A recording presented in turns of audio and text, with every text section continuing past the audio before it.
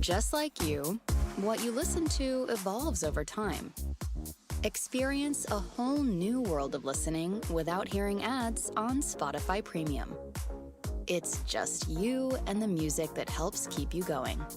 Get 1 month of Spotify Premium free. Tap the banner to learn more.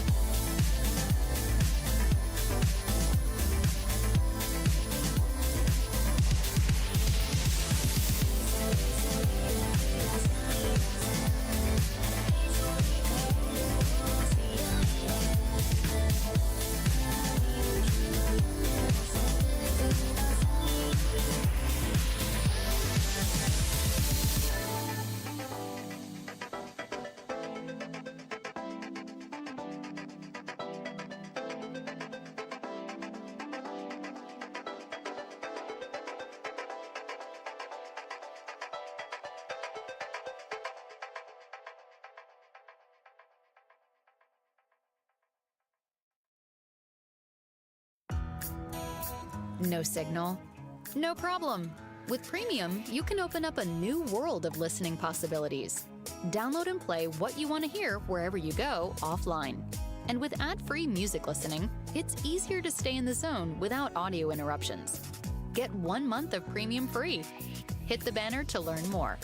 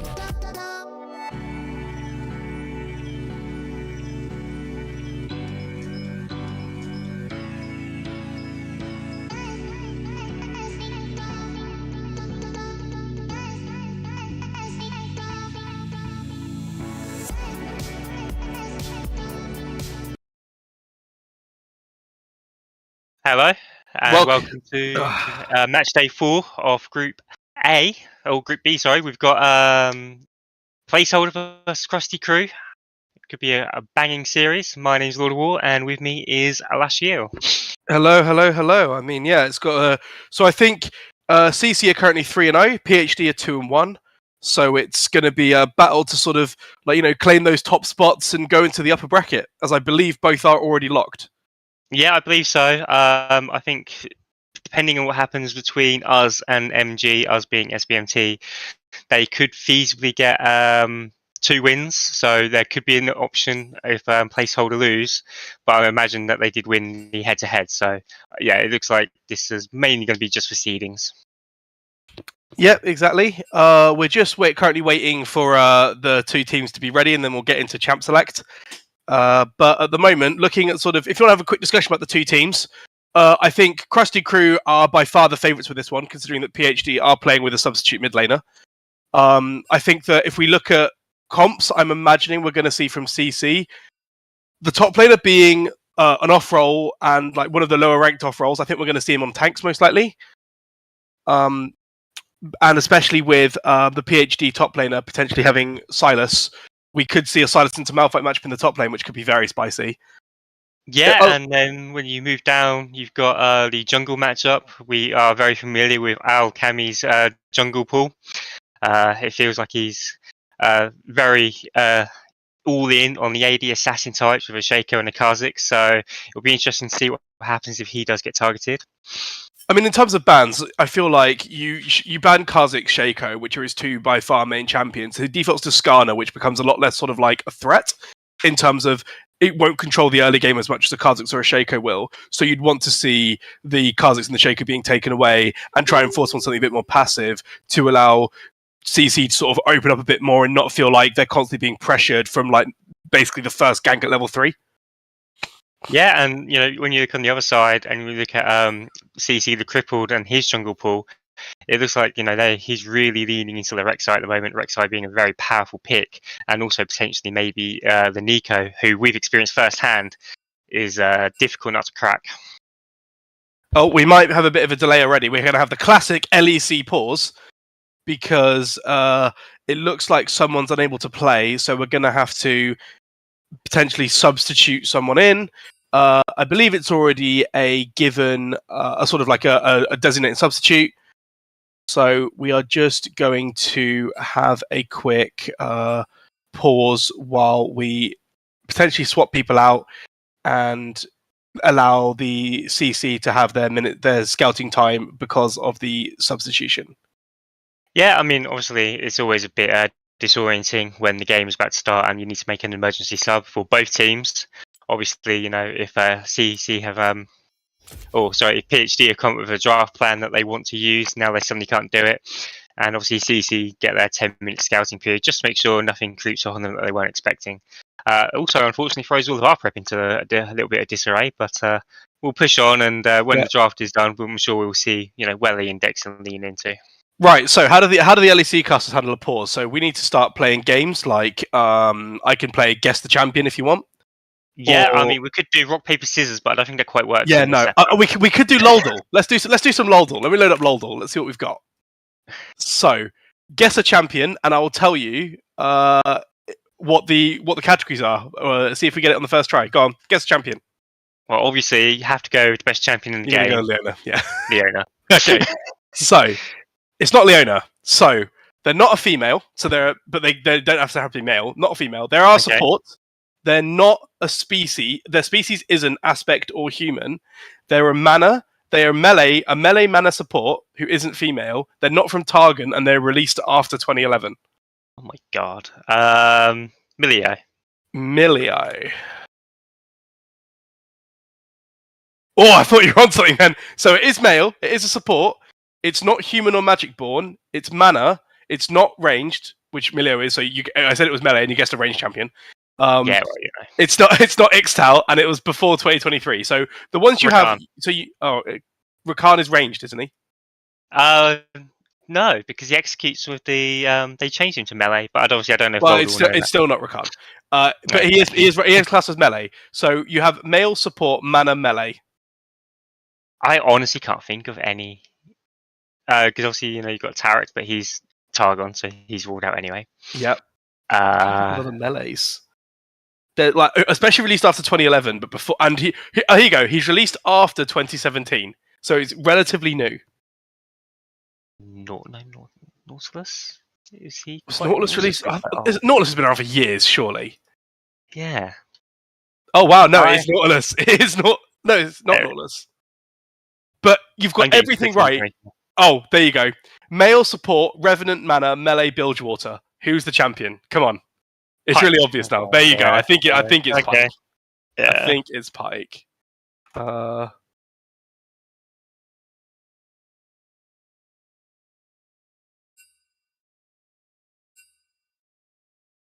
and we're just finding out that it seems like the sub wasn't listed, and that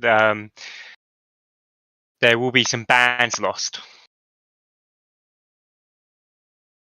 If I'm reading correctly on the chat, that does seem to be the way. So it looks like, it looks like unfortunately PhD have no bans for game one. No, they have no first round bans. They will have the last 2 bans. Yeah, sorry, this is the first 3 bans. Apologies. Yeah, so they'll get second round bans. Obviously that will really wreak havoc with any draft prep that they might have made, and does give CC the pick of the litter when it comes to OP picks. It will do. So it seems like Girl Boss Camille is the one who isn't able to play. So that's their top laner. Okay. So let's have a look at this sheet, because I've found their op.gg. So it looks like, well, they play Scion, so they're automatically a degenerate. If you're listening, that's a joke. But it isn't. But so 66% Scion over 74 games played is a lot of games. So I'd expect there to be bans against the Scion. But they also seem to play a lot of Rengar. I can't tell if that's it's Rengar top. So they play Rengar and Scion top mostly. They have a bit of Nasus and a bit of Cho'Gath, but I'd expect to see a Scion ban, because as we all know, playing against Scion is just horrible. Yeah, that's fair. And obviously Rengar is in a very strong state at the moment with the fallacy changes that were introduced in 13.1. Duskblade not Duskblade, sorry, apologies. Yumu's Ghostblade is the main offender for being overtuned at the moment. It has been tapped down a little bit in 13.11, but it still seems to be very potent. Actually, when they played the SPD, when they played SPD 7 days ago, he did play Rengar in one of the games. He didn't he had too much success going 1-6-2 and building Eclipse, but potentially it does mean that he is willing to pull it out. Okay, so just to make people clear about what's going to happen when we do finally get into draft, CC have nominated 3 champions that they will definitely not be playing, and they'll be banned by PhD. So although they lose the bans in the first rotation, they will still be banning things out, just to not confuse any viewers at home about what is happening. Yeah, basically, I think the there isn't an option for no ban. So yeah, there is. Yeah. So also they missed the opportunity to ban Teemo and then Skarner and then Maokai because everyone likes to ban TSM. So exactly, very unfortunate. But no, so I think we're actually about to get ready to get into game. So I think we're going to start the lobby shortly, and we will be in Champ Select. And here we are. So, as we said, the first 3 bans for the side of PhD will be the already given bans of Teemo, Ilaoi, and I've already forgotten. But there is the Kha'Zix ban as we were expecting. I'd want to see in the Shaco ban as well, targeting the jungler, get them off those. Kalista, thank you. Get him off those power picks that he obviously has in his back pocket. Yeah, and obviously, the fact that they have lost those bans means they can't really protect themselves if that pool does get pinched by banning out their strong jungler side. So it could be at the moment that the jungler is off to a really rough start before the game's even started. It's true, especially considering that there are some power picks that I'd want to see potentially banned, like the Xayah for cancels and the Asol or Talia for Benboy, both very, very sort of strong picks, and even the Rek'Sai for Crippled. But no, they have in fact chosen to go for Rengar Sion bans, which are the 2 big champions for the substitute, and also the Kha'Zix. So this looks like it's going to probably be a Shaco pick on the side of... There it is, already hovered. And we have a Milio first pick on the side of blue. Just a very strong pick right now. Does a lot for the team. Heals, shields, ranges, the W, the Q knockback insanity. So a very strong power pick here. And indeed, the Shaco is locked in. And it looks like they're hovering a Zeri. Yeah, Zeri is a very strong pick at the moment as well. A Triforce abuser at the moment. And, we need to see what's going to happen to her soon. She has been slated for more changes. This will be Zeri version 5, I'm sure. But it does look like the Rek'Sai has snuck his way through the draft and will be picked up. So we've got 2 very strong, potent AD, or potentially AP for Shaco junglers on their comfort picks as well. I am surprised though. Crippled does play a lot of Nico jungle, which is just a frustrating champion to play against. I'm surprised he left it open and did indeed actually go for the Rek'Sai. But we have seen Rek'Sai having a lot of success this patch, so maybe he's just looking for more of that power. But on the side of PhD, their bot lane is... But from what I've seen on previous Sunday Cup sort of matchups, their bot lane has looked quite abusable, whether it's just been sort of taking unnecessary trades or just pushing a little bit too far forward and leaving themselves vulnerable. So it might be that the Rek'Sai is looking to just camp the Kog'Maw in the Milio, get that Kog'Maw rolling, get that Milio going, and just just carry the game from there. So that's what I'd imagine I want to see from the Rek'Sai, is target that vulnerable bot lane. Yeah, and it's been answered with the Annie. Now, Annie's a flex pick. It can be played in mid or support. I would imagine most likely it's going to go mid in this particular matchup. I feel like Milio into Annie is going to really hurt when she tried to hit the Tibbers and Milio just removes that stun. Yep. And, Milio Kog'Maw is a very strong matchup. We haven't seen too much of Milio lately. He's only just recently hit the pro play bans and picks, and he's been around for a little while in non-pro play, and we've seen that he is a very adept enchanter, and with Kog'Maw in the current state that he is, it seems like a good matchup. So CC actually are giving respect to the Annie Flex, and they have banned away the Syndra. The mid laner Anivia for the side of PhD does play a lot of those aggressive mid laners, but AP ones. So Syndra, Vex, Ahri, LeBlanc, those sort of like early game powerhouses where they run electrocute and they just try and bully you out of lane. So that ball has been pinched though with the bans from PhD. No, sorry, that's the PhD mid laner. The PhD mid laner okay. plays a lot of those. So you see the Ari ban, you see the Syndra ban, because the PhD mid laner does play a lot of those aggressive ones. I wouldn't be surprised to see a Vex or indeed a LeBlanc here if they were mid, or an Enchanter maybe for the Zeri, and just put the Annie into mid lane as a sort of like safe, relatively like, you know, scaling champion with the Annie who can definitely blow the Kog'Maw up later. But they go for the Jarvan, so they are going. It could potentially be a Jarvan top here. We're seeing. Yeah, I mean, we've seen a few people pull out the Jarvan top. We've pulled it out ourselves. Jarvan is just very good in his Cogmore, and especially mid as well. There's no dashes in their kits to actually get out of the Jarvan ult, so there's a lot of potential to go bot and really collapse on that quite early weak game that the CC have drafted themselves. So having a look at this, the Ajani of Naya, the substitute top laner, does have 2 games of lane Jarvan in his match history, or their match history, but it was 22 days ago and 2 months ago. So while they definitely have played it before, it's not something that they play very often. So we'll have to see if they can actually capitalize on the pick, having not practiced it for a while. I mean, it's Jarvan. Yeah, and it's been answered with the Ornn. Ornn actually does have the inbuilt counter to Jarvan, where he can brittle the ult and break through it. Yep. But a very niche interaction that I don't think we'll see too much of. And the mid lane has been answered. It wasn't Annie mid, it is Victor mid. Annie has gone down to support. I am very surprised by that, given I feel the inbuilt counter that Milio offers. But it's obviously something that they feel they can play around anyway. And so it looks like we're going to have Jarvan versus Ornn, Rek'Sai versus Shaco, Swain versus Victor, Cog and Milio versus Zeri and Annie. So I think the Victor's a good pick here because it gives you some sort of range, because Swain is going to be feasting on 4 of those champions, and he doesn't have the biggest range. Zeri doesn't have the biggest range, really. Jarvan and Shaco are both melee, so Swain's going to be Swain and Ornn are going to be a bit of a wall to get through, especially if they get rolling early. So we'll have to sort of hope that Shaco can get those pressuring lanes early, gank the Swain, gank me on early, hopefully try and maybe play for them so that they're not too far behind having to face this gigantic brick wall of Ornn Swain. Yeah, and also it's a good scaling option in the AP for them. They've got Zeri, who is naturally a good scaler anyway.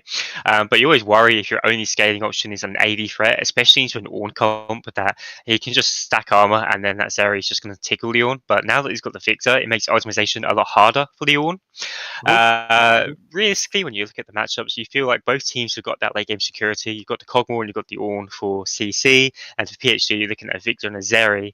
I think the advantage for the late game will have to go to CC though, for the inbuilt utility that Milio is going to give in the extra health, shielding and whatnot. Is just really going to make a big difference. If they can't collapse and shut them down quickly in prolonged team fights, you really can't look past CC, I feel. So I'm having a quick look at the Alchemy, the jungler for PhD. It looks like they play a mixture of AP and AD Shaco. So I don't actually know which one's better here. Maybe AD and you just try and assassinate the Cogmore as quickly as possible, or you could go for AP, but then you are running triple AP with the Annie and Victor, so I'd imagine we're going to see an AD Shaco in this game. Yeah, and it'll be interesting to see how he plays it. Obviously, Rek'Sai falls off quite early, you'd feel, compared to a lot of the other options that you have in the jungle. But Shaco is also on a similar sort of timer, so it's going to be really who can get the most done in the early game on the jungle side, and to see who can sort of safeguard that late game scaling that they've drafted. I think if you look at it as well, like both of them have the same idea: play for the mid game, get people ahead, and then just hope that the rest of your team has the bigger wallet to fight them. I think that the downside to the confidence side of PhD is that their front line evaporates very quickly.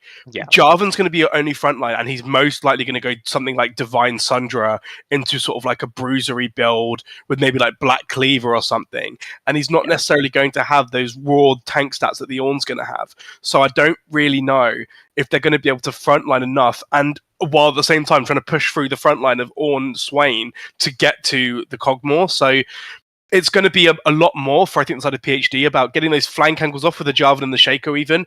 Try and just pull back with the Victor zoning for control, and then go around the back and try and just annihilate the Milio's Cogmore before your carries on the side of PhD get rolled over, because I don't think you can 5v5 No, I feel like any long protracted 5v5s is going to be really hard, and it's also hard as well for setting up running objectives because there's not really much poke that the PhD can put down. Or obviously, Cogmore can barrage with the ultimate, and so in long protracted skirmishes, if where nothing's happening, you feel like the Cogmore has the advantage on that as well. But we are about to get into game. It is. I have lost the stream. Here it is. We are now just waiting for the stream to start. We are in the loading screen, and hopefully we'll be able to see some nice TSC action. Like I said, we've got two of the top teams right now: CC at 3-0 and PhD at 2-1, fighting for that top place and trying to get into the as better scenario for the upper bracket as possible. So hopefully we'll have a good game. It is the Dark Harvest on the Shaco, so that doesn't get. It could actually be an AP Shaco. Yep, and we've got what's that? Is that Conqueror on the Jarvan? So I think the last time I saw the Jarvan play top, it was a Grasp by our resident jungle / top laner for the SBMT.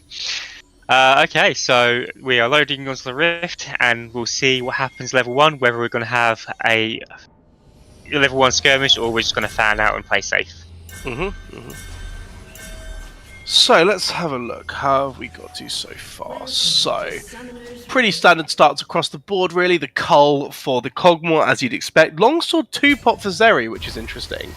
I think it's just trying to rush that Triforce as soon as possible, Yeah. and obviously Longsword is a component for that. So, But I'm surprised you go 2-pot over 3-pot, for example. well, I imagine they're going to get poked a lot in this lane. So I do understand why you'd want the refillable. The Milio putting his W down on the Cog is going to make that attack range extension just really potent, especially when Cog presses his own W, and it's going to be quite scary. And there's no inbuilt healing on the bot side for PhD. The cleanse on the Cogmore is an interesting choice. I don't know whether you normally you'd move the cleanse to the Milio and put the heal or ghost on the Cogmore.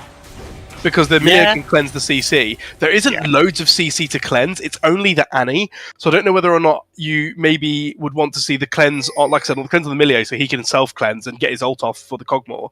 Or if it's just a case of you can just instantly cleanse Flash, as we've seen many sort of AD carries do over the many years of being CC'd by literally anything that moves. So. Yeah, and one small thing to note is that Swain has picked up a ward kill, so he will hit level 2 on the first wave, and that could be a big advantage coming into the mid lane. Big damage already onto the Annie there from the Cogmore, not messing about, immediately going in. Meanwhile, the Victor is pressuring the Swain as we'd expect at level 1. But so if we look at jungle starts, we have two junglers starting on the top side of the map. We had Rek'Sai being leashed by the Ornn, and Shaco just doing Shaco things with boxes. So it looks like they're both going to be going from top to bot, which could mean we could get some very spicy bot contests for that Gromp, for the Scuttle even. Yeah, obviously I feel like... In goes Johnny.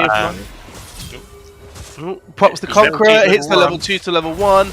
Does manage to pressure him very well, but not quite a kill, unfortunately. But good amounts of pressure there. The Shaco has already come across as well. Looks like they could be trying to dive the Ornn at level 2. Yeah, I feel like that, it's a good cover. The option might have been there, but unfortunately it did slow his clear down a little bit. He is still on par with the Rek'Sai clear, but Rek'Sai is already making his way down bot. I think just trying to safeguard the bot lane in case anything happens. They do have a ward, so they do know where the Rek'Sai is. The stun comes down, doesn't manage to connect, but a bit of damage there on the Swain. No hit from the Root. Jarvan just pressuring in the top lane. Bot lane's being pressured in on the side of PhD. CC doing a good job there. Shaco's taking a reset already. Yeah, I wonder if that's been spotted by the Rek'Sai. He has cancelled that back now, and Jarvan takes a tower shot top. Oh, but in goes the Shaco. He's found the Rek'Sai, but the Swain's there first. The Ignite's on, but it's first blood to the Swain. You have to, you do get concerned that maybe the Victor wasn't there to actually pick up the assist or anything to help out. The wave was pressuring against him, so just a very well collapsed on there by the side of CC, and a bit of a strange thing to go for there if you're the side of PhD. I'd wonder if they called for the Victor and the Victor just couldn't come up or just couldn't walk forward because didn't know where the Rek'Sai was, but overall, solid. And the Ghost... from... Oh, a really nice flash there from the side of the Swain, and that is just a solo bolo over to the Swain, so very well played. Summoners. Very strong start for the Swain. I don't think you'd have asked for a better start to the game. Oh, here comes Shaco doing shenanigans. And there's the return kill, because we all love stealth. But a bit greedy there from a reset from the Swain. I'd want him to base close to the tower. You know there's a Shaco around, but overall still very, very good, very well up for the side of CC. They've got the both the health crystal and the mana crystal on the Swain, so he's already getting very tanky going towards that Rod of Aegis. Yeah, and we see Roxai has path down bot as Elaine is starting to push into CC, so there could be an angle here. But I think he's just covering the way to make sure it gets in safely. Yep. I think Cogmore walked up a little bit there to try and force the A to maybe flash and go for something, but with the HP levels in the melee, I think there was just nothing really there, like you said. Just covering, just in case of anything happening from the Shaco. Meanwhile, Ornn and Jarvan are duking it out in the top lane. It's a wet noodle fight, as we expect. Very generous hitbox for the Ornn there. Oh, good damage there from the Jarvan, getting the flag and drag, but you can't tell Dive and Ornn. But back comes the Rek'Sai, abuse the flashless Victor, and another kill over to CC. I think they're going to target this mid laner a lot. Now he has no flash, he's not very mobile. Rek'Sai into Swain is a horrible combo. You're never going to get out if you get hit by any sort of CC. So well done to capitalize again on the Victor not having flash. Yeah, and you start to wonder, you know, is this going to happen on repeat? Is that what can PhD actually do to sort of help their Victor out more? You know, he maybe needs someone to cover, but it seems like we're just going to standard lane assignments. And I can't see what the wave state is, but it looks like Swain is trying to set up a bit of a freeze, but obviously it's very hard to do at this stage of the game. And Ornn and Jarvan are simply just face checking. Oh, a nice grab there from the Swain. Just get that extra shard, get that extra HP. Shaco now doing the scuttle. Rek'Sai just doing the grump, so not going to face it there. No mana on the Jarvan, so the Jarvan's going to have to probably base at some point and reset his mana. Level 6 on the Swain and level 5 on the Victor, so there's going to be a lot of pressure. But here comes the Shaco to try and gank the Ornn. No mana on the Jarvan, can't really do a whole lot, and it's just he walks out. But Swain has popped his ult, Swain pops the W, Victor can't get out, there's no escape, and it's another clean kill for the Swain, who I think is just going to start running over this game, to be honest. He's, like I said in before Champ Select, if the Swain gets ahead, he's going to be so tanky, I don't think anyone can kill him, so it's going to be very frustrating and difficult now for the Victor to come back. It does feel like the Swain has been left on an island here by his own team, I have to say. Especially when Swain's 6 over to 6, you know, the kill threat was, I think, quite abundant for everyone to see. But Shaco is trying to make moves around the map, and he is actually up on the Rek'Sai in terms of jungle camps. So the game's not completely lost yet, but the Swain is definitely a concern. Yeah, I mean, I look at the comp for PhD, and if you have to run into the Swain, I don't know how you're really going to manage it. Like, it's going to have to just be flanks and prey, I think, for the most part. But Jarvan goes back in, flag and drag misses, nice dodge from the Ornn, Bellow's breath goes in, but nothing really there.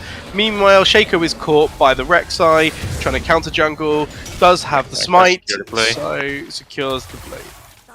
Yeah, I mean, obviously the saving grace for PhD is that they do have Zeri. Zeri will always be some of a threat. She has the most pentakills of any champion for a reason, because she is just very potent. As we see her trade bot side, and you just see that it's really hard to fight into a Milio cog when they press their buttons. It is indeed. So lost chapter on the Victor, at least that gives him some AP, some clearing potential, but the blasting wand and the catalyst on the Swain just looks so scary. Meanwhile, good trades there from Jarvan into Ornn, but Ornn is just going to walk away most likely.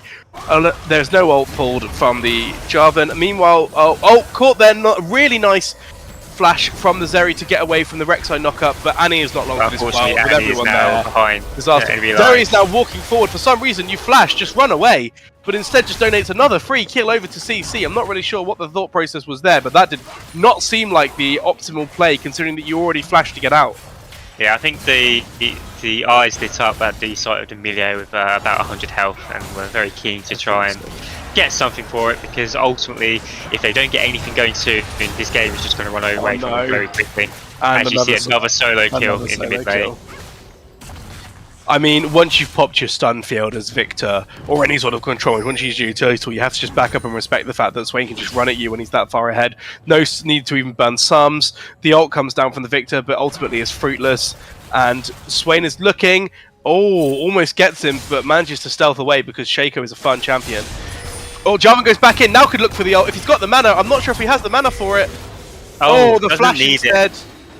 Yes, and I mean, Jarvan's playing the lane exceptionally well and is actually very strong. You know, a 15 CS lead and a solo kill as well. A very strong showing from the sub 4. And the Dragon now being taken on the side of the Krusty Crew, who already have a 2k gold lead at 9 minutes. Doesn't seem that substantial, but I imagine a lot of it's going to be between the Swain and the Victor. So that's very... And also the Rek'Sai. The Rek'Sai has been involved in 4 kills as well. So the Rek'Sai has done their job. You know, they're bridging the early gap easily. So yeah, you see there's 1.5k in the mid lane. So almost the entirety of the gold deficit is on the mid lane. And then 600k on the Rek'Sai and Shaco. So yeah, I mean, like CC are renowned for being a strong team, and I think they're just playing through their right lanes now, getting the Swain ahead early with the gank from the Rek'Sai, and then just rolling it over. Oh, a nice find there from the Ornn to actually find the Jarvan. Does pull the ult, manages to hit him, but unfortunately, like that's just does get the knockup. Away, maybe. I don't think he has the mana. Jarvan's Flag and Drag is a lot of mana. Oh, will he get it with the last auto? Hey, and there it is. Another kill for the CC. It does cost me splash in the end, but you'll take that if you're the Ornn, because it also just disrupts the Jarvan's tempo. He doesn't have TP to get back into lane, and it gives him an opportunity to now play with that wave and try and recoup some of that loss. Now, I don't know if he's going to crash it or freeze it. It looks like he's setting up for a crash. Try and bounce the wave back, maybe. Try and get into more neutral state for the Rek'Sai to come and gank. But bit of an overstay there from the Jarvan. Well played by the Ornn to actually think to check the alcove. Not many people do that, even with the alcove at the moment. I know I don't do that, but I'm a terrible top laner. Meanwhile, oh, it's looking kind of sad. Victor, I think, doesn't even have his first upgrade yet. I don't know if we can get a check on Victor, but as he goes in again, Swain just simply running him over. Yeah, no, unfortunately. So Victor's on 75, you need 100, so Victor still doesn't have his first upgrade. Tries to get a gank off, but unfortunately Swain just pops the R, manages to pick a really nice E onto this Victor to force the flash. Shaco's running away, but the Victor's just going to tear him down. You can see with the Rek'Sai tracking him with the passive. Down goes Victor as well. Oh, but a nice return kill there. The Swain taking a bit too many tower shots does actually give a huge shutdown over to the Shaco. So actually, despite it being a 2-for-1, when you're this far behind, I think you have to take those. Getting a big shutdown over onto the Shaco is really nice. I mean, Shaco's going to be a carry, and he is indeed going AP. Yeah, I mean, obviously it is good to get the shutdown, especially onto the Shaco, who's now benefiting from 2 shutdowns on the Swain. But that Swain was face tanking 3 people for a very long time, and it took the tower to kill it.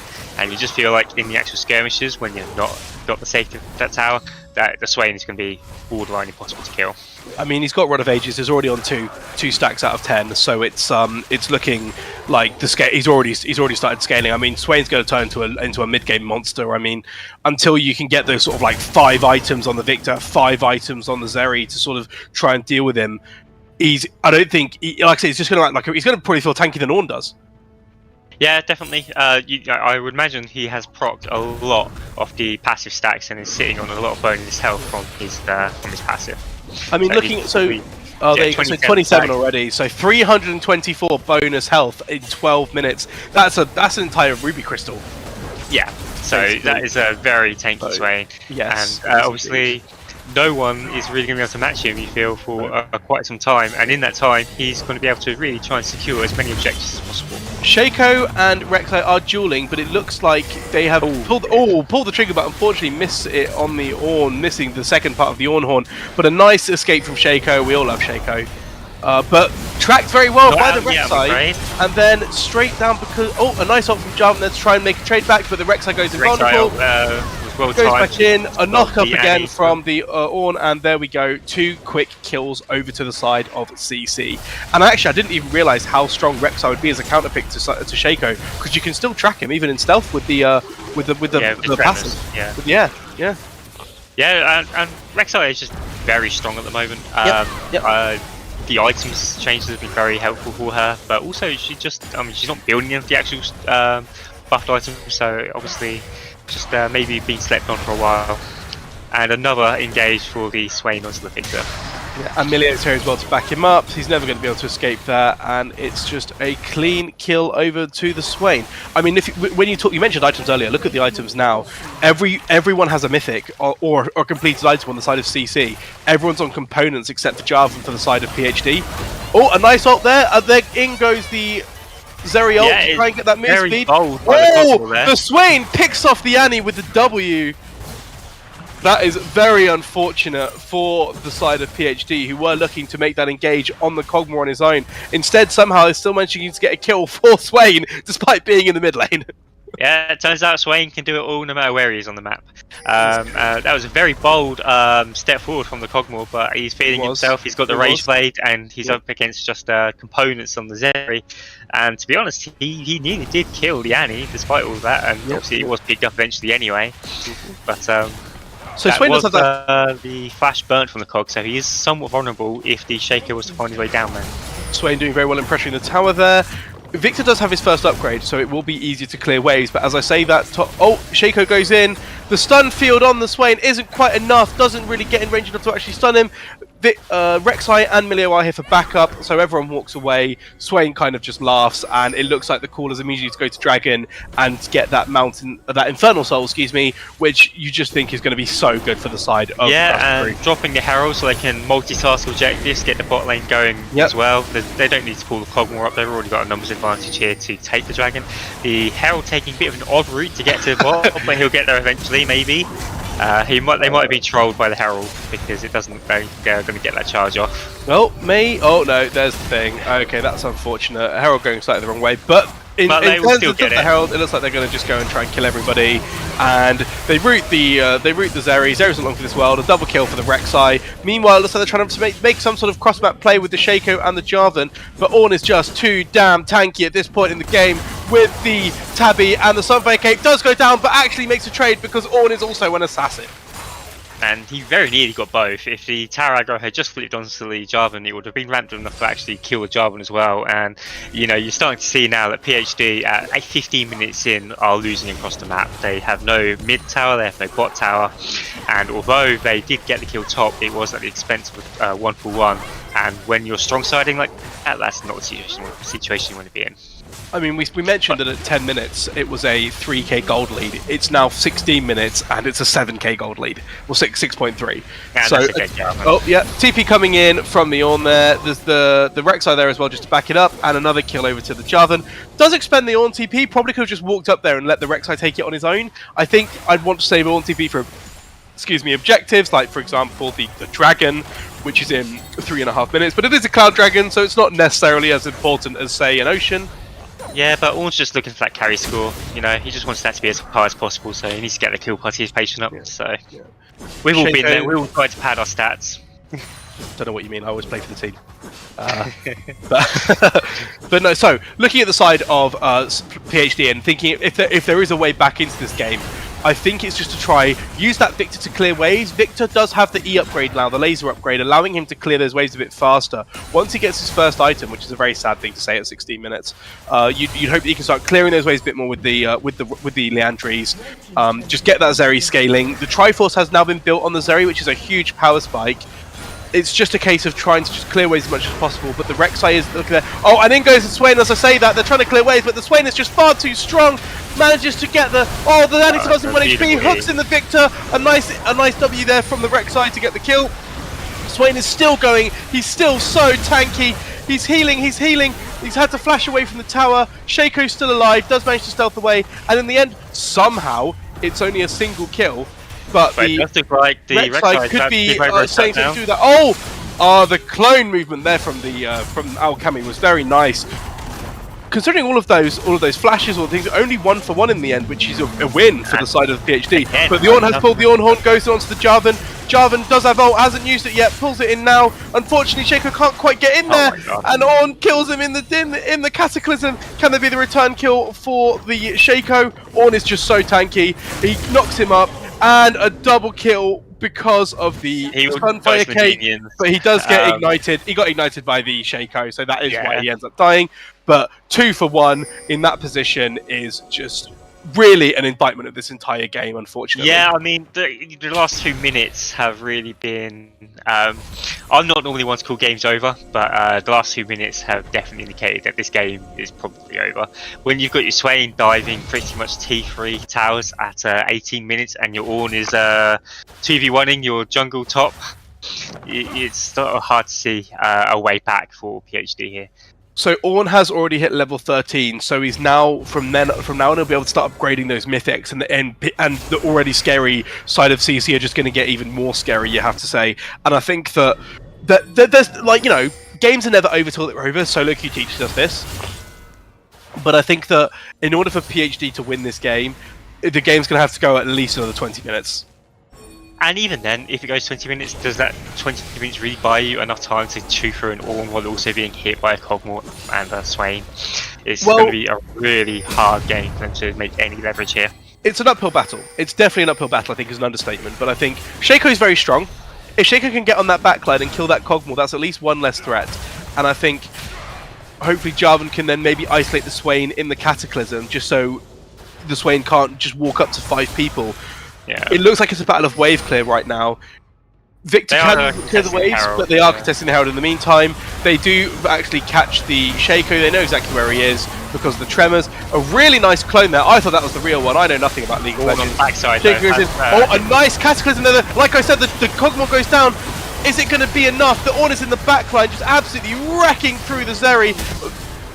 Swain's now turned up as well, so unfortunately it looks like it's going to be a bit of a disaster because of Swain, and the Ornn are just going to 2v5 this, I think. Yeah, a so double you kill saw for Swain. The patented bruiser, mage, assassin, tank, all just getting on the back line, and unfortunately there's just nothing that the PhD team can do about it. They have nothing to disengage the Ornn or the Swain after they've used all of their cooldowns on the Cogmore. So I mean, about as good of a team fight as you could hope for initially from the side of PhD. You kill the Cogmore instantly, you kill the Milio instantly. Unfortunately, even though it was a nice Jarvan ult, Ornn can still just go crazy on that backline. And because of that, without Swain even being there, their most fed member, it buys so much time for Swain to turn up. And then once Swain's there, the fight's over, I think. But they are the sort of moves I'd want to see from PhD. Make those quick picks and then just try and hopefully try and disengage afterwards. The problem you have is that with Jarvan going in and Shaco going in, Shaco has a bit more mobility, but there's no real way to disengage once you've gone in. Ornn going for the greedy upgrade of his items in the middle of the lane. Some Ignited people there from the Shaco Shaco to try and limit take him testing, but here comes the Milio, here comes the Swain, and Ornn just walks away, laughs at them, and that was all she wrote really. Ignite burnt, ult burnt from the side of Shaco, and nothing really to show for it except an Ornn who just sort of probably is holding the risk of just a moat.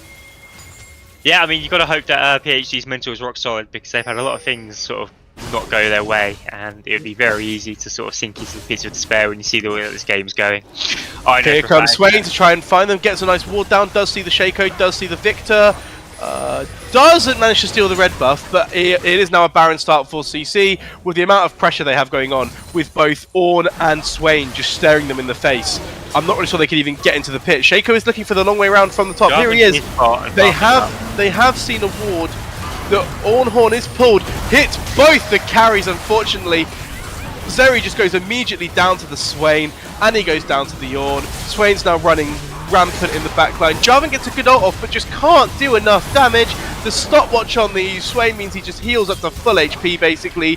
Shaco's trying his best with some nice box placements, but unfortunately it's just proving a bit less fruitful because the Rek'Sai can just track him. There comes the root from the Swain. Does use the ult from the Shaco, doesn't matter. Shaco goes down anyway. Almost an ace. The Victor is the last one standing, goes bot lane to try and get some minions. But overall a 4-for-0 for the side of CC, and that'll be Baron. Yeah, I mean, Jarvan was pathing his way there, but they got engaged on before Jarvan didn't get there, and so it's sort of reverse for the fight that we saw in the river a few minutes ago. But this time you can see that the wallet difference is just too much, and they can make the damage land before the backup arrives. So with Baron now for CC, they are at a 11,000 gold lead at 23 minutes. 3 dragons down, Cloud Dragons in 2 minutes 30. I imagine they're just going to send people to multiple lanes at this point. We've got the Swain going bot lane. We have the 3 others going mid. Looks like it's going to be a 4-1 call here to try and just get as many lanes pushing as possible. Victor has based. Victor is going for Cosmic Drive second, maybe? Yeah, I mean, obviously Swain can now just sit in the side lane because no one is in a position to match him. They summon the second Herald, so it looks like they are really just going to try and barrel this down mid. Unfortunately, I don't think we're going to get the Dancing Shelly, but this is definitely going to be, I imagine, the mid-tower cracked and possibly the inhibitor. Interestingly, they've actually chosen to upgrade the Cogmore's mythic before anyone else's, it looks like. I guess it's just because they think that Swain has enough power, which he probably does. Meanwhile, the Ornhorn is pulled. Does miss, unfortunately. Yeah. But that's okay. That's okay. We've all done it. Annie walking straight into them from the side, looking maybe for a stun angle, but just getting immediately CC'd and dying. Obviously, So the Ornn was just pulling for the Radiant Virtue proc. we have the Shaco cutting the wave, so they can't end the game. I respect it. It's a good way to sort of stall the game out. So they're just going to go to bot lane instead with that wave that is pushing towards them. Jarvan is looking to defend it, but I don't think he's going to be able to on his own. Zeri and Victor are moving over, but it's looking like it could potentially be too late because 5 people are here, all with Baron. They've spotted the ward out. The Milio's clearing the ward. I don't really know how you defend this necessarily. I think you just don't. You just give it and you just profit him. But the flash in from the Swain there. The Swain's pulled his ult, flashes in, tries to kill the Zeri. The Zeri goes down to the Ornn.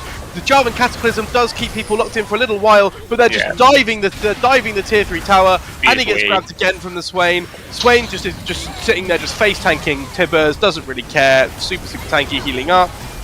And that's game, you have to say. Shaco is alive, and he's trying to cut the wave again, but there is a super minion wave in mid. Yeah, the super minion wave in mid is just going to look like they're going to end the game here.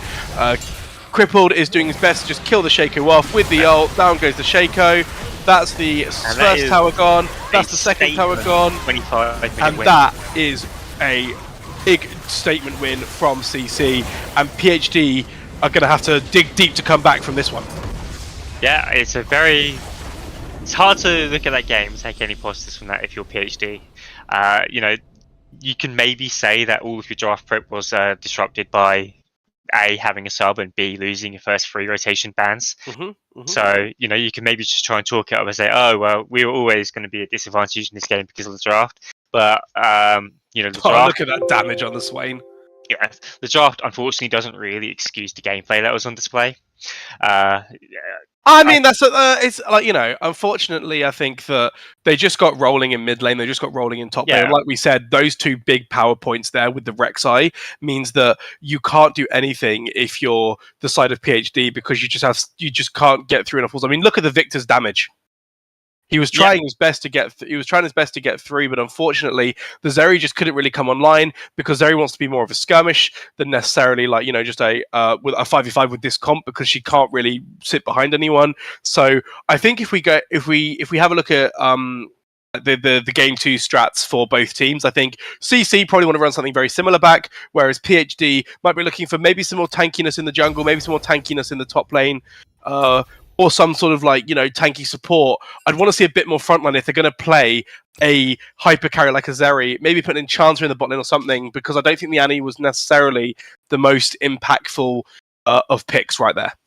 Yeah, I mean, I just feel, unfortunately, that the Victor's kind of left on an island, really, for everyone to come mid as and when they please. As soon as that flash was burnt early, they were ruthless in capitalizing on that, and he just didn't really get much support from his teammate to sort of bail him out from that situation that he found himself in. Obviously, it's hard because you can't just send people mid all the time, but unfortunately, when that does happen, you just leave yourself at the mercy for a team that is coordinated enough, like CC is. You know, they're a very good team, and they will capitalize and punish you when you get a chance. Yeah, but we are going to go into a break now, so we'll take a 3-minute break, and we will be right back.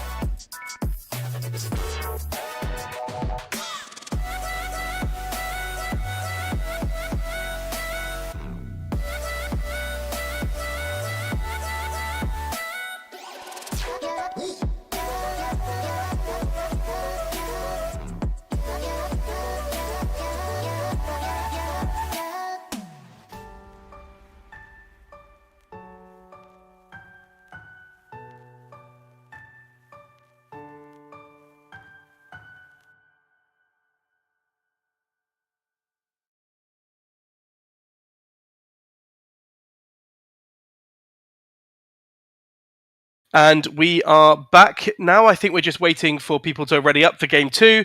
And yep, people are indeed saying they're ready. So we are looking like we're going to get back in very shortly. So, game 2 plans. What are we thinking? Well, there has been some changes. So they are switching the AD carry and the support on the team of PhD. So Yep. you'll find that Learaf 2 is now on ADC and Odolatrine is on support. Now, I don't know if that is because it opens up some more champion pools, or maybe they've got some niche bot matchup that only one person can play. But it does speak that there will be some degree of innovation in the Game 2 draft. So they haven't played ADC. They didn't play ADC in their last matchup against SPD. So they played support both games. So I haven't really got a lot of data to go on here. It looks like their most played champion is Twitch. So we might be seeing a Twitch unless it gets banned. I imagine it gets banned. Because look, there aren't really any other AD carries in their top 10 or even top 20 champions played this season. So they could pull out anything as far as I'm aware. Like the scouting's quite difficult. Yeah, and obviously another thing to note, just on the production side of things, is that PhD are now back to their regularly scheduled bans. So they get the full 5 bans again. And PhD have also elected to keep red side, so we are going to be on the same side for game 2 as well. Now that is interesting because obviously we saw what the damage a first pick Kane do on the game last time. So obviously they're holding out for a good counter matchup on the side of PhD. So looking at game 2 potential strategies, I think if they let's say CC keep the same bans, which was the Kha'Zix, Rengar, Sion. Yeah. If they are going to pick Shaco because it's just his best champion, which is fine, I think they need to draft something a bit more, something to match like the engage and tankiness of an Ornn. I think that the Jarvan was just not enough of a front line. But I mean, the counterpoint is obviously if your mid laner is that accelerated and he's playing something tanky like Swain, there's not really a lot anyone can do. Any champion can do, mean, really. I kind of feel, maybe in a similar vein, but a little bit different as well, maybe. Okay, yeah. If you're drafting the Shaker, you really need to draft a matchup in the mid that's going to enable him to actually do things. You saw in that last game that the mid jungle just got absolutely accelerated from the early skirmishing, which a Victor is just never going to be able to match. Yep. So Shaco, predominantly an early game champion, he likes to skirmish early, he likes to look for the invades. You're never really going to get that if you're drafting a Victor mid. You need to find someone who's got a bit of agency that can do something in the mid and then assist the Shaco, instead of someone who's just going to sit in lane and try and push Swains out, while the Rek'Sai is backed up by the Swain. I think the Swain was just a good pick into the Shaco, to be honest. I think it does well because Shaco wants to get and assassinate you. He can't assassinate a Swain very easily, especially if the Swain's got his R going. So I think if I'm PhD, I'm banning the Swain. But then For something a bit squishier, you know. Oh, yeah, we've got a Valorant. The Swain was a bit out of the blue, though. I feel like I didn't. It wasn't. He plays it a lot. He plays it a lot. Okay. He plays it a lot. Yeah. So he's like Ben Boy 12 plays almost everything, so it's kind of difficult. But he definitely has Swain mastery and Swain. It shows. Some of those he made those easy point and click sometimes. Yeah. They are very hard to hit. As somebody who plays a fair bit of Swain, I'm awful at them. So we have seen the adaptations that the Emilio has been taken off the table. Now that doesn't necessarily mean that the Cogmor's off the table because you can still pair him with a Lulu or another enchanter. So that might not affect the draft too much for CC, but the Emilio has gone. Looks like CC are not scared of the Shaco. They're banning the same champions. They're leaving the Shaco open. I think they're just daring PhD to pick it again, to be honest. But yeah, you're right. Milio and Maokai gone on the side of PhD. I'm surprised they banned the Maokai over the Rek'Sai, but there is indeed the Swain ban, which I think is a sensible ban, especially if you want to pick something like Shaco. Yeah, definitely. I'm surprised by the Maokai ban as well, because we know for a fact that the CC jungler likes to play these AD assassin types, and he really tries to steer away from tank junglers. So unless it was maybe targeted at the top side. Well, we also have Nico as an option, and there is the Aurelion Soul for Benboy. Benboy's most played champion, 60% win rate on it. Looks very good. I imagine we're going to see... then there's the Twitch. So, okay, cool. So, pretty much as I'd expect, strong power picks all around for players. Aurelion Soul, Shaco for the jungler, Twitch for the AD carry, who mostly plays Twitch, Rek'Sai for the jungler, because on the side of CC, for the crippled, because he is just a power pick right now and has been playing a lot.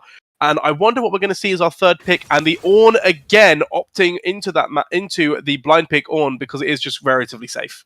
Yeah, so now that you know you've got the ASOL in mid for CC, you'd hope that PhD can draw some more agency. And is that an Annie mid or is that Annie support again? They have swapped players, so it's not necessarily guaranteed for the Annie support. So looking at Idolatrine, let's see if we can actually find his supports if he plays them. Meanwhile, Yuumi has also hit the ban table. I guess they're really trying to target those enchanters, thinking that it might be the Cogmore coming out again.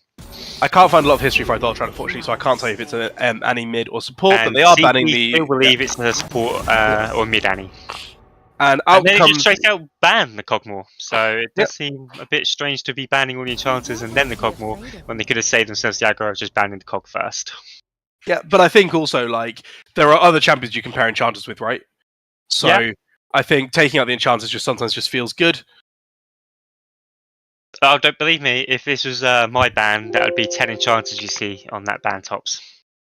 Yeah, I think I can find 10 enchanters to ban. And it's a Garen top.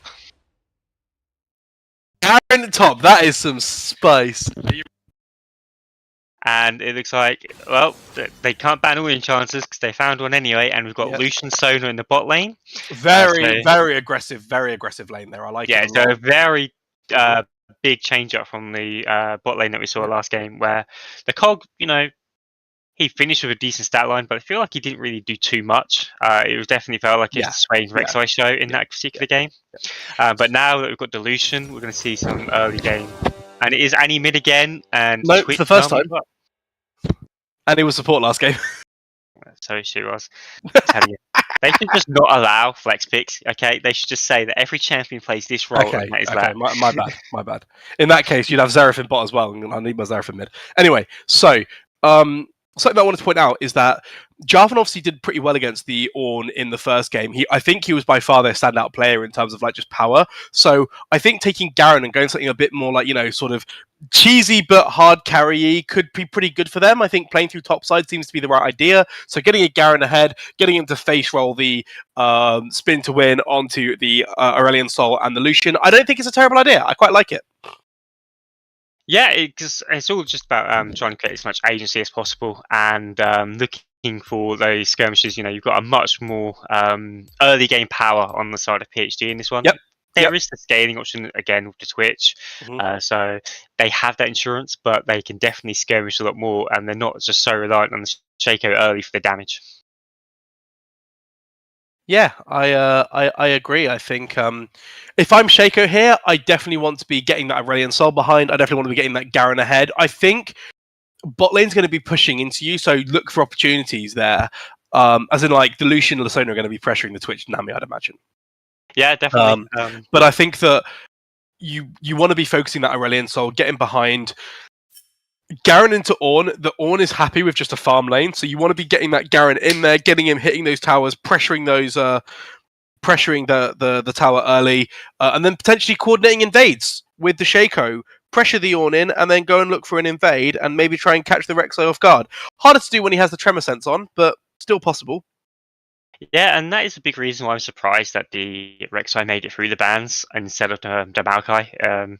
Obviously, they might have some prior knowledge that we are not privy to, but it really does feel like the Rek'Sai is just innately good at tracking the Shaco, and we saw that happen in the game one, where he was trying to be a nuisance. He was trying to make all these dastardly escapes that the Shaco does, but then he just gets discovered by the Tremor Sense, and he loses that sort of element to his gameplay. So I'm surprised that the Rek'Sai made it through the first rotation of bans. So I think Maokai is the Crippled's most played champion. So I think it's just a takeaway. But to be honest, they left the Maokai open last game because they had to, and they still took the Rek'Sai. So I'd have preferred to see a Rek'Sai ban. Because exactly what you said. If you're going to pick Shaco, you can track the Shaco so much easier than you can with, like, any other champion really, apart from Rek'Sai, because of the free, like, stealth detection. Yeah, so I have just looked up and you're correct. Yeah, Maokai is the most played pick for the crippled, and that is surprising when you look at the rest of his champion pool. I do my research. Come on. Yeah, no, of course. It's all AD assassins and then a random Maokai. So and then some Nico when the Nico got changed. But then looking through his games, maybe it was at the start of the year when he played Maokai, because it was that broken demonic embrace and Radiant Virtue, but whatever it was. Yeah, Radiant Virtue. Because I'm looking through it now, and ever since those changes went through, it is predominantly Kha'Zix and other AD assassin jungles. So abusing them AD assassins, I like it. Hey, you've got to follow the meta wherever it takes you. I never follow the meta. That's why I keep playing these useless mid laners, useless mages. One day they'll be meta, and you'll be. Oh no! And I'll shoot straight to Diamond 1.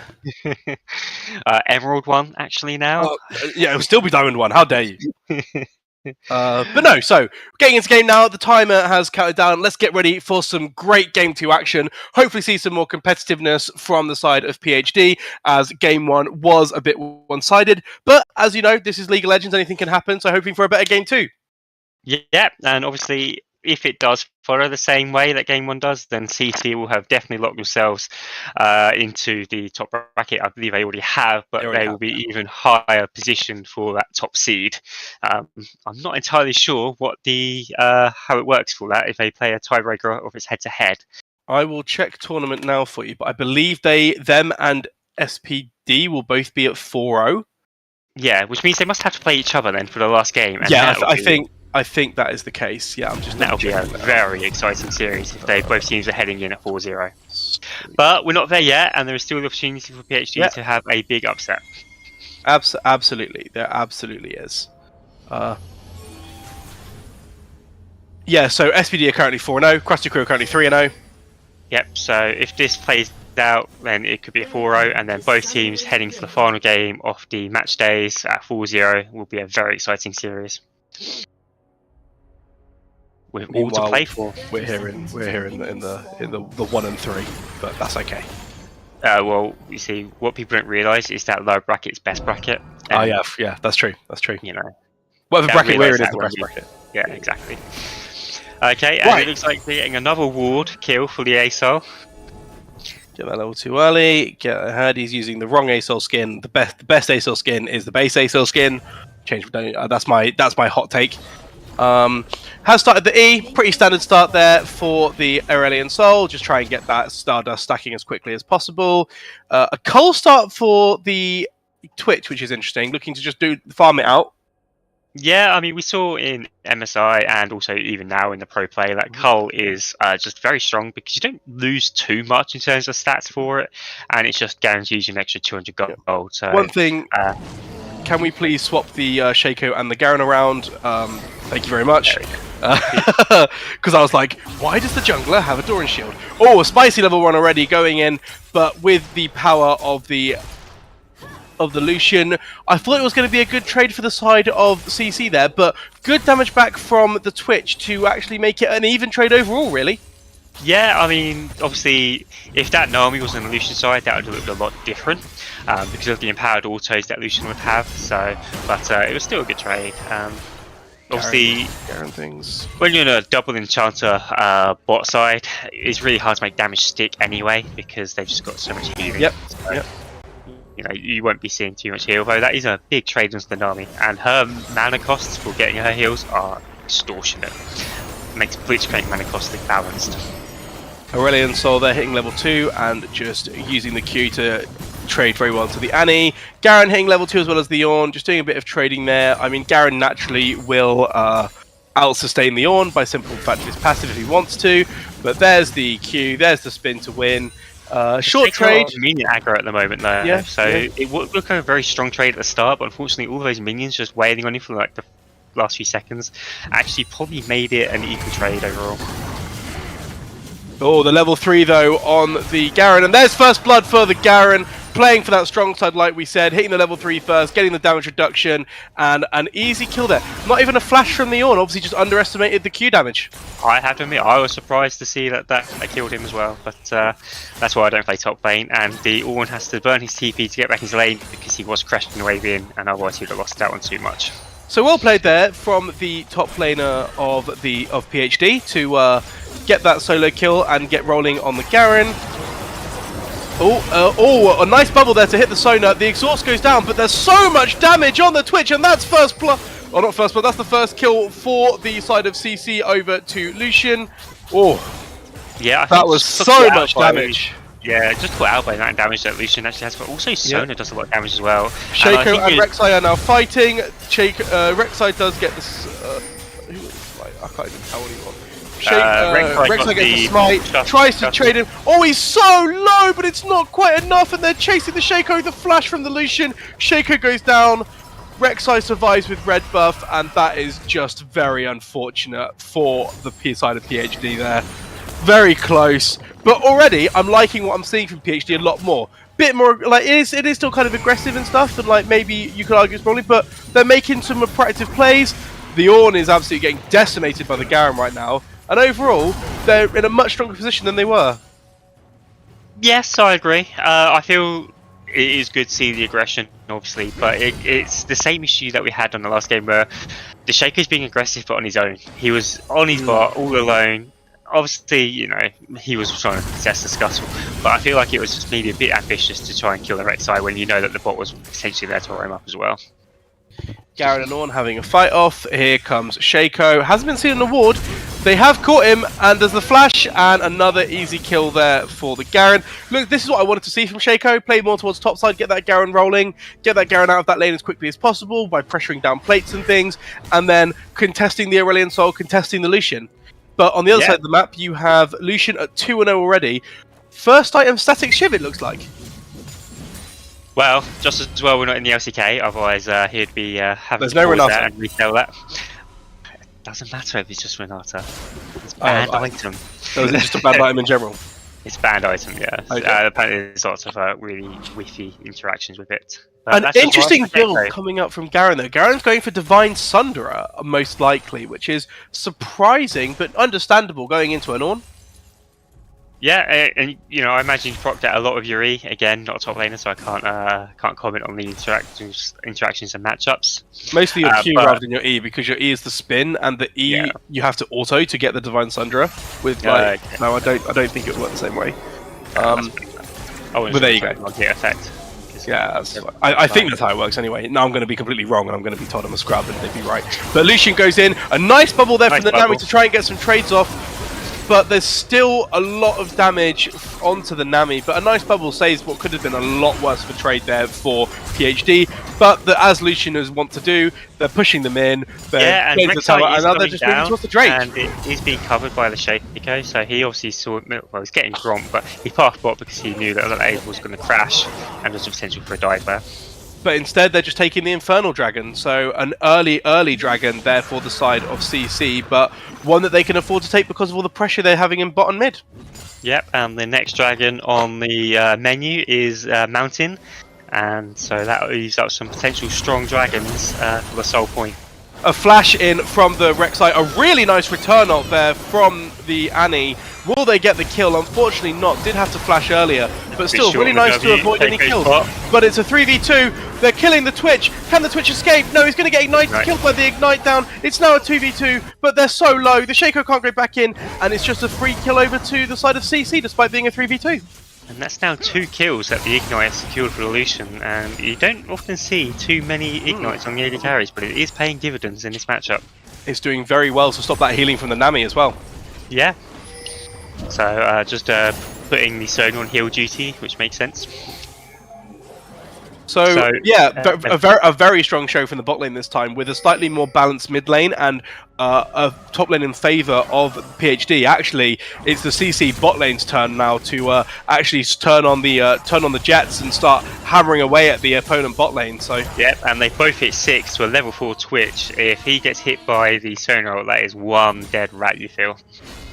Absolutely. Or if there's even not enough minions, he can just take the culling straight to the face. But the Garen's going back in, spinning to win, does get knocked up, but the Garen hasn't used the Q yet. The Garen's Q is there now. Is he gonna R? And the flash on the Ornn, but he still dies because you can't flash Garen R. And that is unfortunate, but another kill over to... but as we keep going, here's another gank from the Rek'Sai, and straight down goes the Annie as they have no flash, and a really nice over-the-wall gank from the Rek'Sai.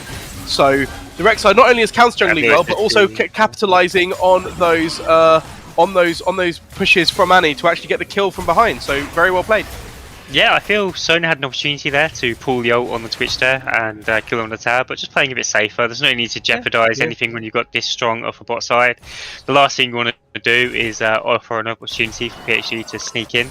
So probably why you show restraint there, because realistically, CC, despite the massive gaping hole topside, they are relatively chilling the rest of the map. ASOL is sitting at a cushy +20 CS lead and has a kill credit to his name. So if that ASOL keeps scaling the way that he is at the moment, then CC are sitting pretty. Yep, and there's the ult just to clear the wave while Twitch is still level 5. And he does get the stun on to ASOL, gets the electrocute proc, but then has to run away because she runs out of cooldowns. ASOL looking like he's posturing towards bot, maybe looking for a dive. I have reset, so there'd be nothing. No, just setting some wards up and just sort and of that is a 9-minute Storm Razor for the Lucian, and that bot lane. If you thought that bot lane was going rough before, it's just suddenly got a whole lot harder for PhD to contest that wave now. Lucian, we all know that Lucian does sort of fall off eventually in comparison to the other AD carries, but the power of Lucian is getting these early and mid-game power spikes where you're just uncontestable because you're so strong. Yeah, I feel Lucian... The whole thing about he falls off is a bit outdated a little bit, to be honest. I think it's more like he just has a shorter range, right? So he's more likely to die to other things. But look at that! Completely blows up the Twitch. The press the attack proc does absolutely wonders. Meanwhile, there is the Sonar. The Sonar's healing. The nice ult there from the Aurelian Soul to actually disengage. And they just walk away with the free kill on the Twitch. Yeah, it turns out it doesn't matter if you do fall off, because if in your early game you're just going to be popping people like that. So and look how low the side of PhD are. The Rek'Sai's coming in now, trying to get through the boxes to try and get people away. The Annie just the Annie cancels her base. Probably could have got away with it. Rek'Sai's going in, but here is the ASOL to try and clean up. But with that, I think they're just trying to hold him in place while the Lucian pulls the wave in.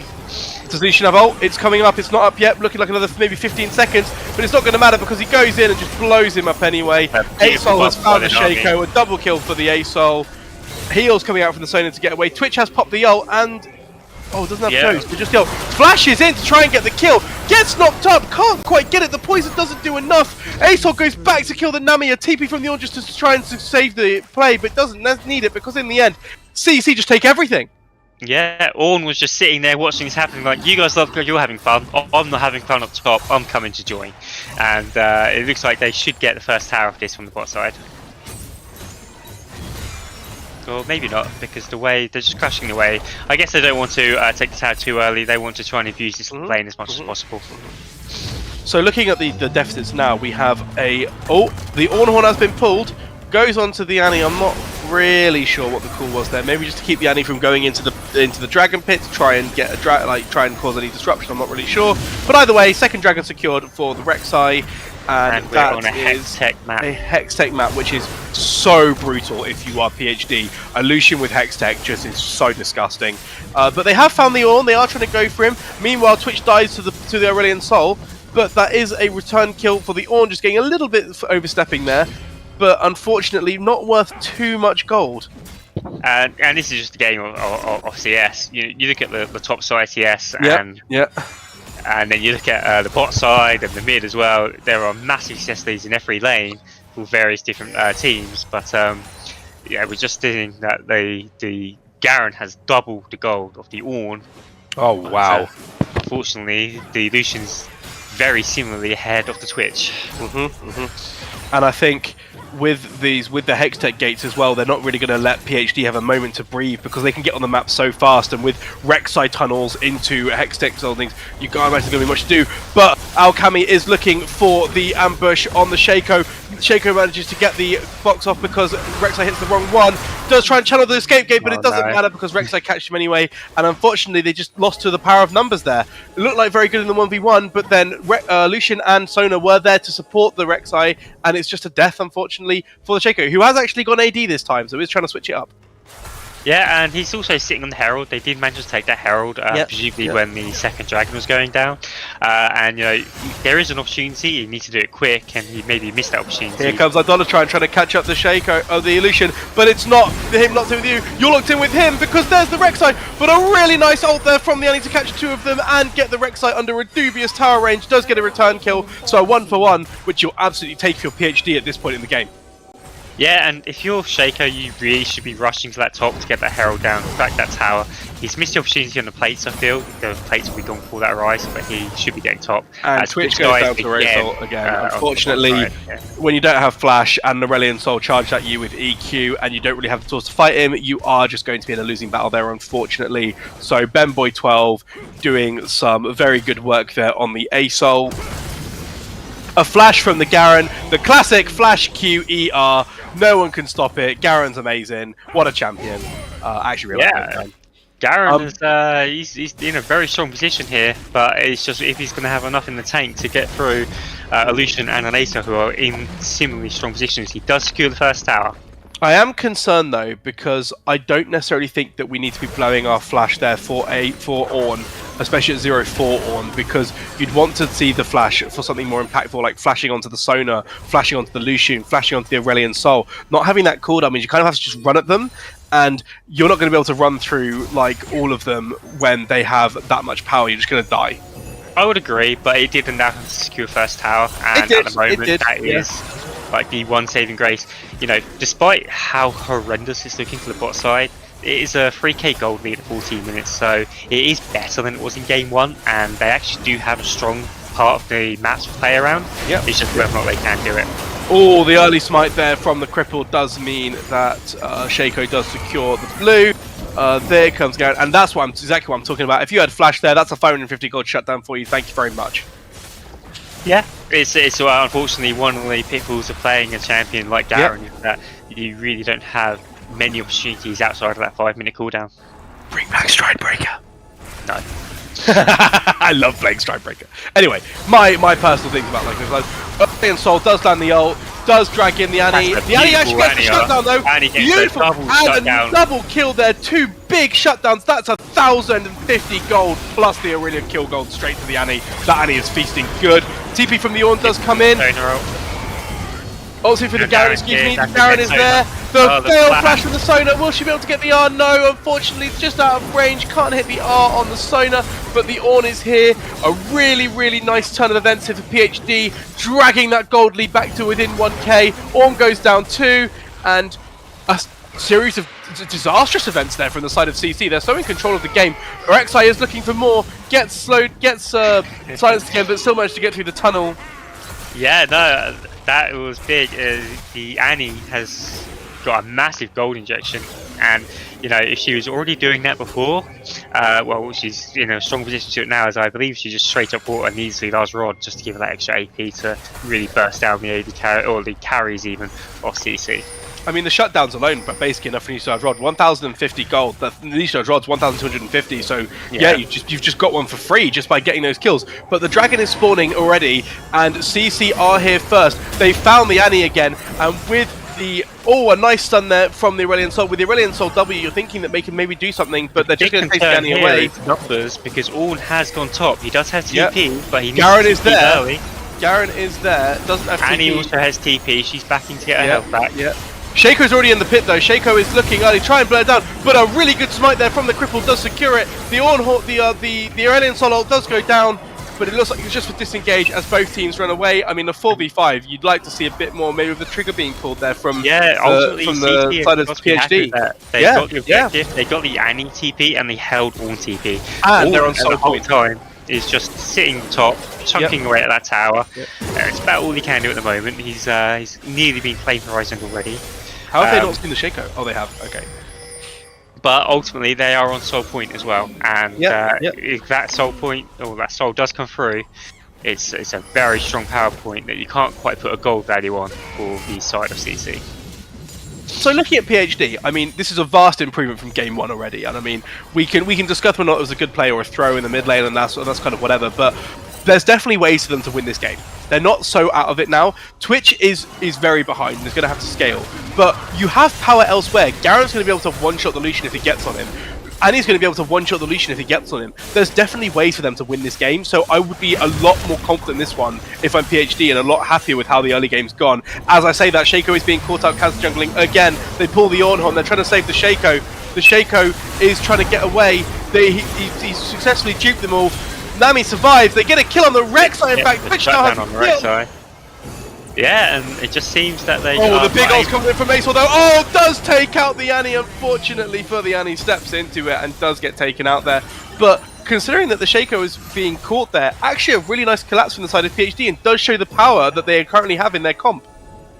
Yeah, it just seems to be a matter of who's overchasing who at the moment. And, you know, it's well capitalised on by PhD. CC overstepped their mark a little bit. It's a very hard chase on the Shaco, but they seem keen on making it happen. And Shaco is there again, and I think he's been caught this time, and down he goes to the Aurelion Sol.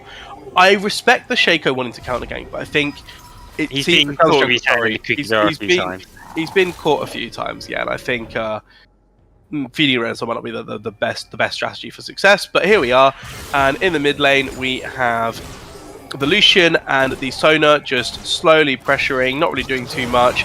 Garen, and this is my problem with the Garen pick, is that Garen can't really be face checking this. He needs to be around the side, looking for those flash angles where they can't be seen. Flash, Q, E, R. Down goes your Lucian, and a lot of your power disappears. They haven't found the Rek'Sai, but here they are. But the ult used from the Nami as a disengage, which might have been a bit aggressive. I'm not sure if it was necessarily needed. It does get the Garen out, but the Garen is relatively tanky. I'm not sure what he's building though. He's building like half a hull breaker, half a dead man's plate. Yeah, he's I think might just want the move speed. Yeah, I think he's just sitting on a lot of gold, and he doesn't know yet if he's going to be team fighting or split fishing, because I don't really know if he's got much of a split fish angle. He's got it builds into hull breaker, does it? Yeah. Oh. So there we go. They are low. So Garen is hopefully now just going to pick a lane, sit in the lane, okay, and just try and push back CC, but it's going to be quite hard, you feel like, into a champion like Aesop, who can just delete waves on demand, really, and then just fly away before you can engage onto him. But here comes the Aesop again. A nice flash time for the switch, but I don't think it's going to matter, unfortunately. Oh, the Comet getting the drop kill there when combination with the Leandries. That is unfortunate. And it's not just the fact that the... Oh, but a really nice get. Here comes the Shaco, trying to do something. Oh, and there's the return kill from the collapse from the side of PhD. Lucian stepping a bit too far forward. They're getting a bit too eager, not realizing that the Shaco was around. They have seen the Ornn. They're going to back off. A 1-for-1 again. And I think that CC are just playing a bit too aggressive in this unnecessarily. They're making good picks, but then they're sort of throwing a lot of their leads away. Yeah, I mean, if they had just got the pick on the Twitch, they would have been happy, because not only did they get the kill, he burnt both of his summoners.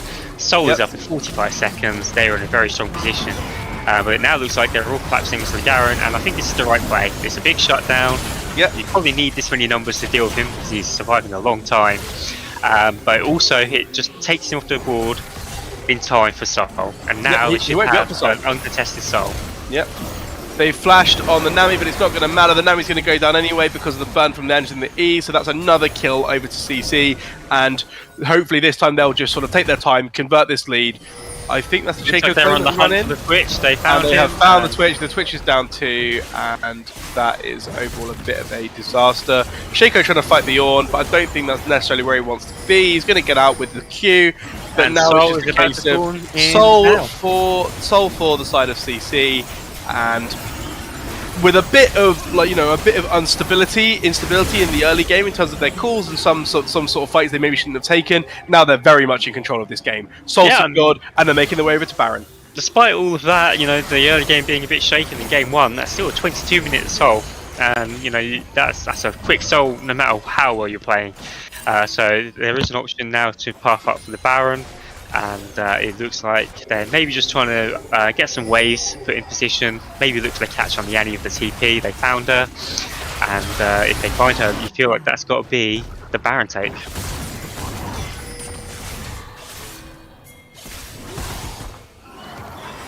Looks like the Ornn might have overstepped. No, okay, but Shaco immediately just to the power of the comp from CC right now, and yeah, I mean, Lucian it's a 2-item Lucian, and he basically deletes anyone now. The only person who can really stand up to him is the Garen, and he's too busy trying to get something cross-side. Which is the right play.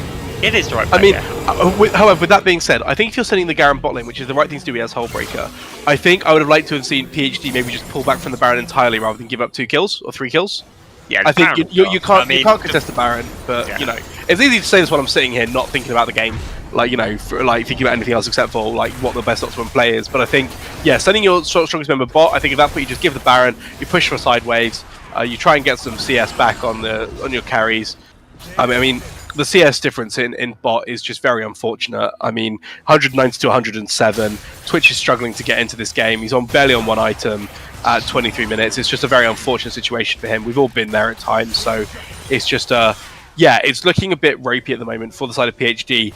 The only way I can really see them trying to still delay this game out is those flash angles from Garen, from Annie, as Nami just goes straight down to the Aurelion Soul W, because it's just it's so much in engage range. They have 2 wing cons, and they're both at odds with each other, because the other wing con is that Garen just splits. But if he's doing that, he's not looking for flash engages. But if he's looking for flash engages, he's not getting the benefit of his Hullbreaker. So he's at a bit of a crossroads of how he should be playing the game. And unfortunately, it seems like neither options are particularly good options at the moment. No, they are looking to crack this inhibitor tower and try and crack open the base. The E is going down from Aurelion Souls, the zoning tool. A nice ult there from the Annie, just absolutely deletes the Lucian, which is exactly what I was expecting. And then the stopwatch from the Aurelion Soul might actually still kill him because of the Garen.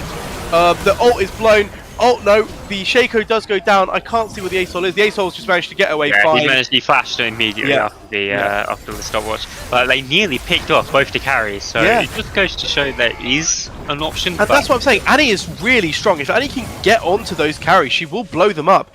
There's no tankiness really on Aurelion Sol apart from the Rylines. I think he can still die.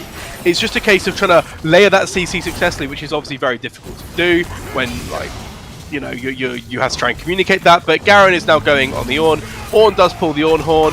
A nice W there from the Garen. A little bit too early. The E on the Garen, but Ornn is just face tanking him. But the ult will come down, and down goes the Ornn.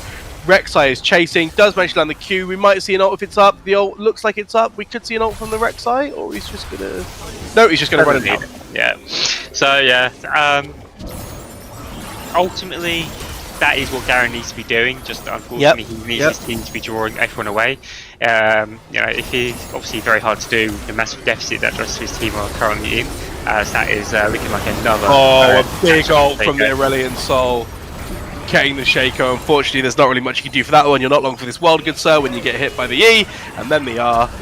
Aurelion Sol going even deeper now. A double flash from the bot lane, but I don't think it's going to matter because Rek'Sai is now in the base, killing the Twitch, killing the Nami. Not quite. The Fountain saves the Nami, and a nice flash there from the Nami. Here's Annie though, but the Ornn is now just going to absolutely just tank it up. There's nothing that you can do as Annie to try and get on the back line. Tibbers is down, nobody's dead, the base is in shambles, and now you PhD have to try and just turtle. Yeah, so CC have decided that's the limit of what they can do on this push. They've retreated. I imagine they're all sitting on lots of gold to spare them, as we're now looking at a 10k gold lead at 27 minutes. To be fair to CC, they have managed to push those advantages like we said they had in bot and mid after a bit of a sort of shaky start. The Rek'Sai managed to just capitalize on those picks. The Aurelion Sol's absolutely just popped off and is just chasing everyone around the map. So they've used their advantage as well. The 2 inhibs down at 27 minutes. The top lane needs to get pushed in as well. The Elder's going to be up in 1 minute, and that's going to probably be the next big point. But I think if CC get Elder, I think it's going to be really tough for PhD to come out of this with a win. Yeah, for sure. They've got 50 seconds, and they're going to use that opportunity to push in the mid wave. They're sending Lucian potentially steal the bot wave as well, just to make sure that they're pushed out and that they're ready to basically make this as free of an objective as they possibly can. Obviously, the unsung hero for CC in this game, I feel, has got to be the Sona, sitting deathless at the moment. And you're just support, mate. You're participation. Got to respect game, you know. But yeah, so. And this is also what I was thinking about the Hextech gates, is that it's just letting CC get onto the map so fast that even when there's a good fight for them, they've just seen Alchemy take the Hex gate. I'm not really sure what they're trying to do here. They get the fear onto the Rek'Sai, but the Shaco does escape, but they know exactly where the Shaco is. It just a bit strange, but you know, nothing, no harm, no foul really, nothing really happens. It does mean that with the chase, they are allowing the Nami to clear the vision on the Elder. Yeah, it feels like it's just trying to like pull him around a little bit in the angles, but while this is happening, ASOL's just happily chilling top. Oh, the flash! The flash from the Garen tries his best, but doesn't quite get onto the Lucian, and a nice ult from the Nami, and it's just very unfortunate for the Garen. Yeah, he just had to back to deal with the waves crashing in as well, so they're in a 3v5 situation. The best they can hope for is a Shaco steal, but you feel CC probably won't allow that to happen if they do their due diligence. You would hope not. I mean, they know exactly where he is. They're just going to throw the Aurelion Sol stuff out. Oh, the Shaco misses the Q over the wall. Yeah, and that's a free Elder for the side of CC. And they've got 10 seconds for Baron. They could, you know, if they want to play... They've got waves pushing mid. They've got waves pushing mid. Just go end. The ASOL's looking like he wants to go mid. I think he's already pressed the W. He's going to land the ult and the E on the Annie. The Annie's not long for the world because of the Elder. Oh, the Elder's actually tagged everybody because of the big ult. ASOL's now trying to get more. Oh, no. That's double kill for the ASOL. Will it be a triple kill for the ASOL with the extra W reset? No, he's just going to let them sit on the fountain. Oh, no, he's actually going for it. And he's down. And that's a triple kill for the Aurelion Sol. There is the Zhonya's. In the meanwhile, the base is also going down. They're taking one tower. Are they going to get the other tower? The other tower goes down from Demolished. And a clean 2-0 for CC inside of 30 minutes. Yeah, you know, it was a different bit of a flavour. It took them a little bit longer, a bit more of a scaling in the mid, but the end result was still the same. I mean, if I look at this game too from PhD's perspective, I think that there are definitely like positive points to take from this game compared to game one. You look at the Annie being able to blow up the Lucian, you look at the Garen dominating the Ornn. I think that there are ways for them going forward where they can definitely capitalize on those advantages and sort of like, you know, like do a lot better going into the upper bracket, like playoffs. So there's definitely options there for success. I think it's simply that they need to potentially work a bit more on shielding that bot lane, maybe going for a bit less aggressive on the Shaco sometimes when they don't have the numbers to back him up. But there's positives there from game two for the side of PhD. On the other hand, for CC, a dominating performance really. A few hiccups game 2, but overall, like, they were just flexing on them. That was just a very strong performance overall. It'll give them a lot of confidence going into that last crucial match against SPD. Now they're both 4-4. Yeah, and that's going to be a very exciting series to watch. It feels like we've got someone in for the interview. We'll be talking to them shortly. We've got Sironic in to have a chat. Yeah, I don't know if you can hear us yet. Hello. Hello. How do you feel the games went? Well, the first game went unexpectedly well. I think part of that was because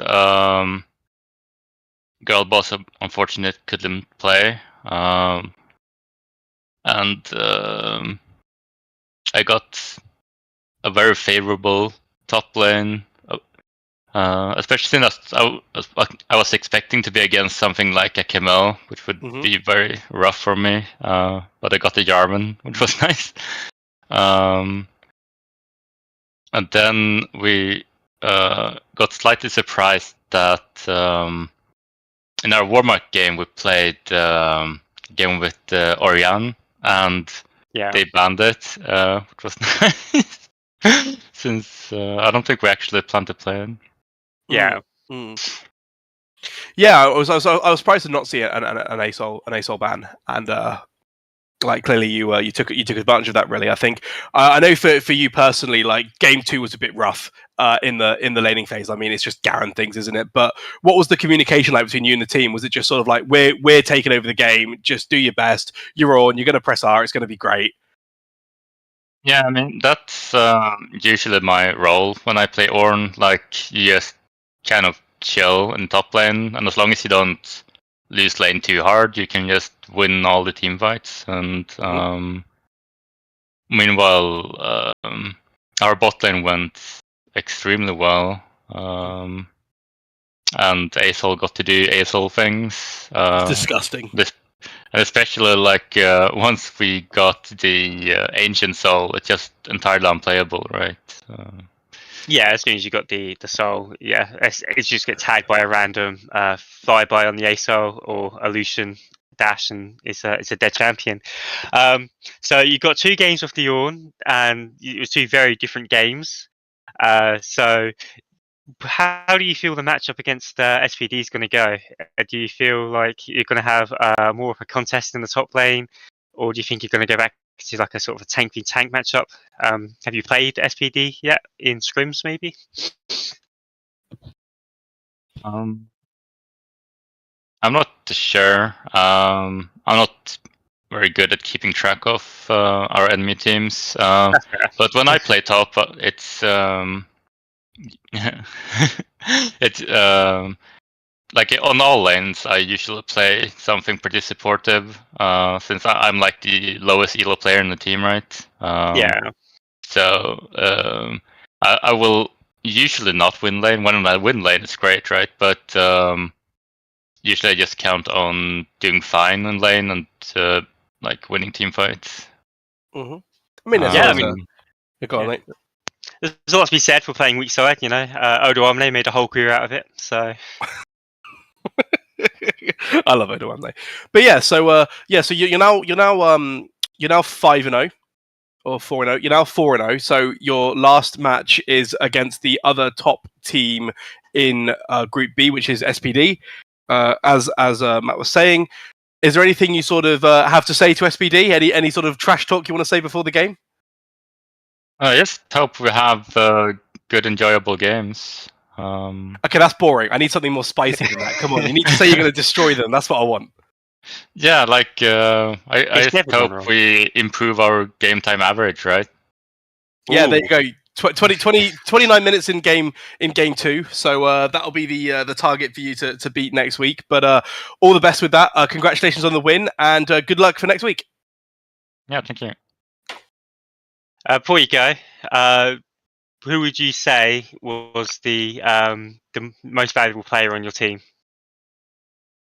I mean, it's almost always Ben, right? He's just like he has this talent of almost always getting ahead and then like running over the enemy team every team fight. regardless I'm what glad you you said put him that on. because any other answer would have been wrong because he was clearly MVP in both games. Yes. But it must be good to play with him. You know, when you just know that as long as you sort of do your job, you know, there's always an angle to win. Yeah, I mean, we haven't even unleashed his dark technology yet, so Okay. we'll see if that Well, happens. hopefully, you know, game 3 of the next series, you know, if it goes the distance, we can see what that hidden tech is. Have you, obviously, you say you've not been keeping up much with your opponents in this group. I'm assuming you've also not been watching any of Group A, but it looks like there's going to be some really strong teams in the upper bracket, you included. Do you have any sort of early idea as to, you know, how far you can take it? Have you got your eyes set on the whole thing, or are you just going to try and take it, you know, one game at a time? I mean, our goal is obviously to be undefeated. Yep, I like it. Bold goal, but that's how it should be. So undefeated, you're halfway there because I think you probably only have to play 3 games in the upper bracket most likely, and you've got 1 more game left. So yeah, if you keep on the current momentum and the current pace, you could find yourself doing it. You'll be repeating, I think, what CBS did in Split 1. Yeah, that's the plan. Okay, well, hopefully you do it, and hopefully we get to cast another series and drag you in for an interview at the end and see that you've done it for you. Thank you. Thank you very much. Cheers for the Thank you, interview. Turam. Cheers. Okay, and I think with that probably marks the end of the stream. It's been they were good games. They're enjoyable games, and they're a bit stompy at times, but they were enjoyable games to watch and cast. And we've also all got our eyes on the next game between CC and SPD. Should be a banger. Thanks all for watching. Thank you all.